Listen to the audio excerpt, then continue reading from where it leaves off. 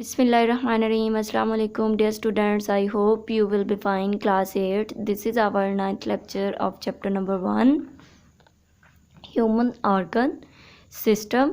So first of all, open your books from page number 7. Today's our topic is reflex action.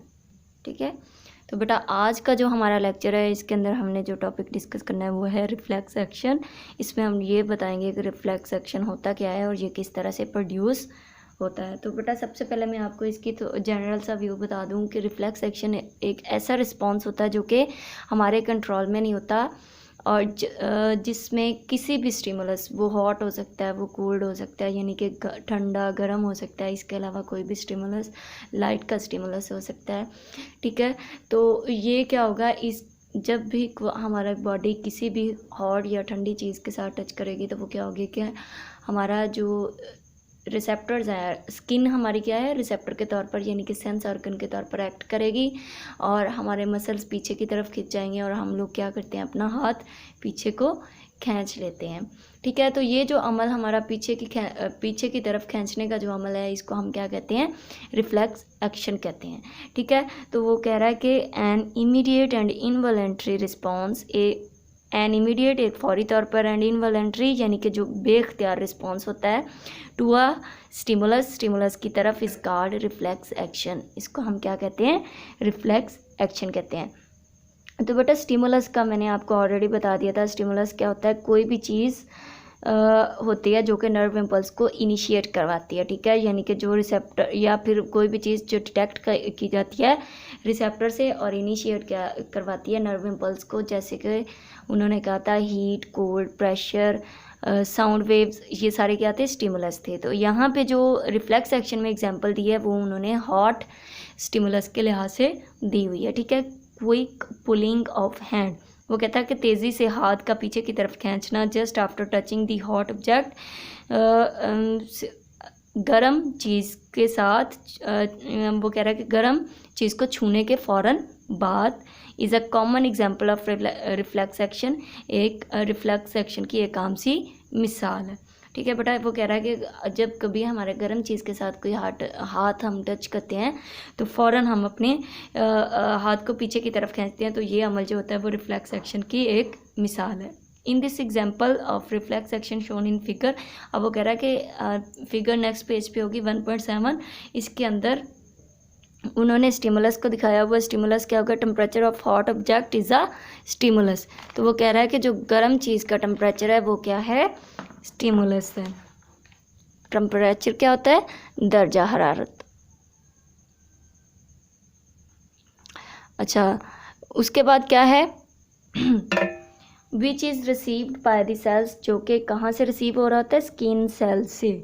ठीक है, अब कोई भी receptor ही होता है ना जो डिटेक्ट करता है स्टिमुलस को, तो यहाँ पे कौन सा रिसेप्टर है, स्किन एक रिसेप्टर है जो कि स्टिमुलस को क्या कर रहा है, डिटेक्ट कर रहा है। ठीक है, उसके बाद क्या है, a nerve impulse is created. अब देखें डिटेक्ट करने के बाद क्या होगा, नर्व इम्पल्स क्रिएट होगी, वो क्या करेगी, in the sensory neuron present in skin.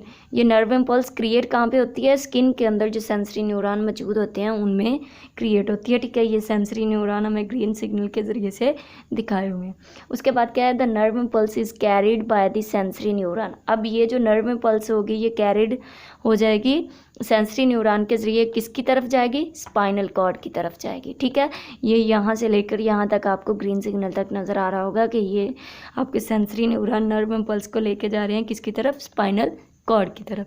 ठीक है, उसके बाद क्या होगा, the interneuron of the spinal cord transmit the impulse to the motor neuron. अब यहाँ पे इंटर न्यूरॉन होंगे, आपने इंटर न्यूरॉन, मोटर न्यूरॉन और सेंसरी न्यूरॉन की डेफिनेशंस ऑलरेडी पढ़ी हुई हैं, मैंने उसका लेक्चर एक अलग से बनाया हुआ जो कि पहले हो चुका है। ठीक है, तो बेटा ये क्या है कि ग्रीन और ब्लू के दरमियान जो कनेक्शन है, पिंक कलर का ये क्या है, इंटर न्यूरॉन है, तो ये ब्लू कलर का क्या है, हमारे मोटर न्यूरॉन, और ग्रीन कौन से हैं, हमारे सेंसरी न्यूरॉन। तो जाहिर सी बात है, आप सबको पता है कि इंटर न्यूरॉन का मतलब क्या है कि दोनों के दरमियान ये कनेक्शन होता है। ठीक है, इन दोनों को कनेक्ट कर रहा है।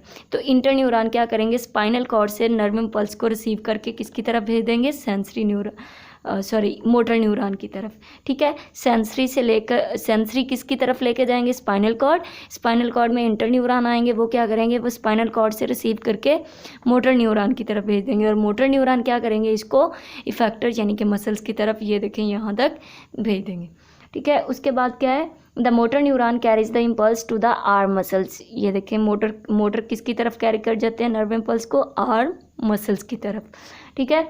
उसके बाद क्या है, द आर्म मसल्स, बाजू के मसल्स कंट्रैक्ट, सिकुड़ जाते हैं, ये जैसे ही सिकुड़ेंगे, and the hand is pulled back, और हाथ हम पीछे की तरफ खींच लेते हैं, ठीक है। The pathway of nerve impulse, ये नर्व इम्पल्स का ये देखें कौन सा पाथवे है कि सेंसरी से लेकर स्पाइनल कॉर्ड से आगे किसकी तरफ, मोटर न्यूरॉन से किसकी तरफ, इफेक्टर यानी कि मसल्स की तरफ, ये सारा जो पाथवे है इसको क्या कहते हैं, which complete a reflex action, जो कि रिफ्लेक्स एक्शन को कंप्लीट कर ले हैं, इज कॉल्ड रिफ्लेक्स आर्क, इस सारे पाथवे को रिफ्लेक्स आर्क कहते हैं। इट कंसिस्ट ऑफ, अब देखें कौन कौन सी चीज़ों पर मुश्तमिल है, सबसे पहले क्या है, ये रिसेप्टर के बाद सेंसरी न्यूरॉन, सेंसरी के बाद इंटर न्यूरॉन, उसके बाद स्पाइनल कॉर्ड के बाद सेंसरी के बाद स्पाइनल कॉर्ड के बाद इंटर न्यूरॉन के बाद क्या है, मोटर के बाद इफेक्टर्स। तो ये सारी चीज़ें क्या हैं,